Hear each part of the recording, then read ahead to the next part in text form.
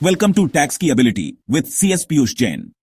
आज हम सीखेंगे घाटे का सेट ऑन ऑफ और कैरी फॉरवर्ड के बारे में।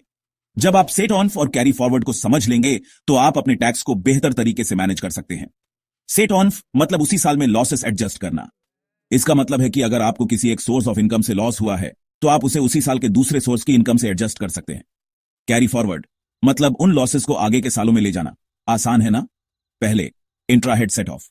इसका मतलब है कि एक ही हेड के अंदर लॉसेस और इनकम को एडजस्ट करना।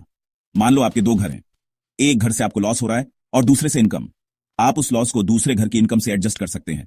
एक घर के लॉस से दूसरे घर की इनकम कम हो सकती है, लेकिन कुछ एक्सेप्शंस हैं, जैसे स्पेकुलेटिव लॉसेस। उनको अपनी ही कैटेगरी में एडजस्ट करना होता है।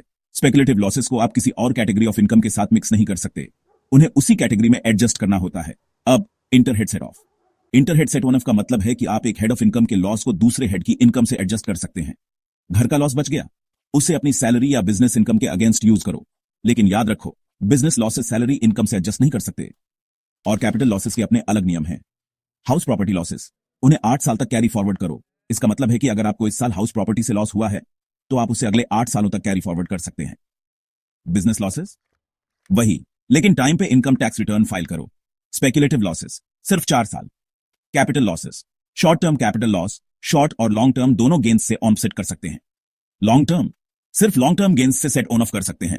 अब बात करते हैं अनअब्सॉर्ब्ड डिप्रिसिएशन की। इसकी कोई टाइम लिमिट नहीं। इसका मतलब है कि अगर आपके पास कोई अनअब्सॉर्ब्ड डिप्रिसिएशन बचा हुआ है तो आप उसे कभी भी कैरी फॉरवर्ड कर सकते हैं, लेकिन सिर्फ बिजनेस इनकम से।